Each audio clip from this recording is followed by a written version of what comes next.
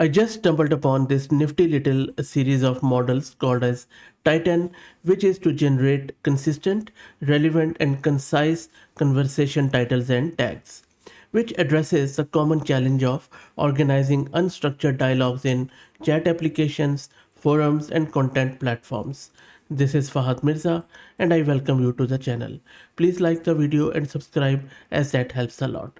In this video, we are going to install this TiTan Qwen 2.5 model on our local system, and we will check out how exactly it generates those titles and tags. Also, this model comes in JAMA format too, and there are three variants in three different sizes, which you can check out on their model card, and I will drop the link in video's description. Now, the way it works is quite interesting. By automatically summarizing the essence of a conversation, which you feed into a short title and assigning appropriate tags, this model enhances content discoverability, improves user navigation, and streamlines information management. The key use cases include chat summarization in messaging apps. You may be using it for auto tagging of customer support interactions, forum thread organization, social media content categorization, and metadata generation for knowledge bases or community platform. This person has fine-tuned it using Unsloth by using this dataset, and the really good thing is that they have also open sourced this dataset which you can find on Hugging Face. So you see there is this instruction input, and then on the basis of this input the output is just this title, that Danish delights, and then there is this title and tag which you can assign on top of whatever you feed to this model, but we will check it out once we get it installed. So let's go to my terminal where I'm running this Ubuntu system. I have one GPU card, NVIDIA RTX A6000 with 48 GB of VRAM. I'm going to create a virtual environment with Conda, and if you're looking to rent a GPU on very affordable price, you can find the link to Massed Compute in video's description with a discount coupon code of 50% for a range of GPUs. So please do check them out, as that helps a lot. Okay, so let's go there, and our virtual environment is being created. And now we can install all the prerequisites, which include torch, transformers, and a lot of other stuff, which is going to take a minute or so. While that happens, let me also introduce you to the sponsors of the video, who are Camel.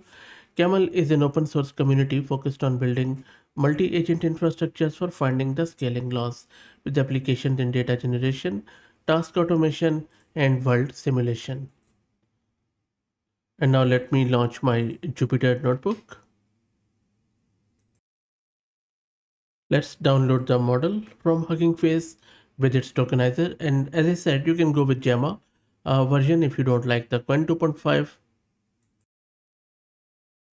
And the model is being downloaded. It's a very lightweight model.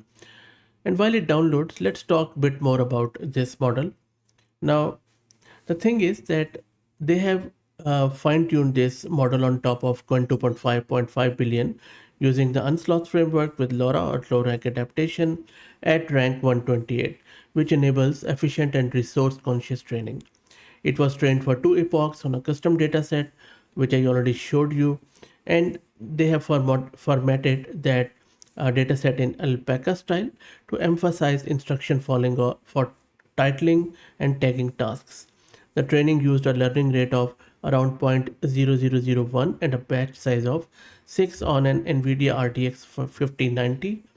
That's it, ensuring stable convergence. The resulting model, as you can see, is quite lightweight, and they also have released some ggweb format which you can run through OLama, OpenWeb UI, llama.cpp, and various other means, because it is compatible with a lot of tools. And the model is downloaded, as you can see. Let's test it out.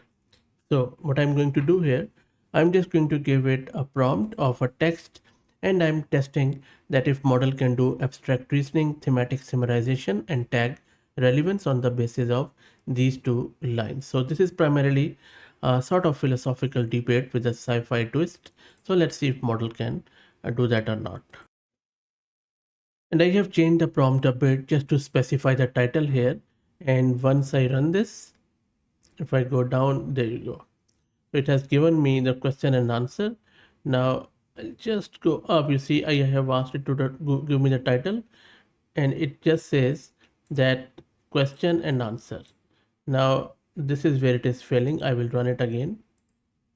There you go. Now, so this is the thing with these fine-tuned versions where sometimes they give the correct answer, sometimes then they don't. And I'm just showing you unedited so that you know that you cannot trust the output of the model. Yes, there are few things which we can do in order to steer the model in the right direction. We could probably improve the system prompt and also our own prompt so that it won't go sideways, but still I think the time will come when model will become more intelligent to stay what we are asking it to do.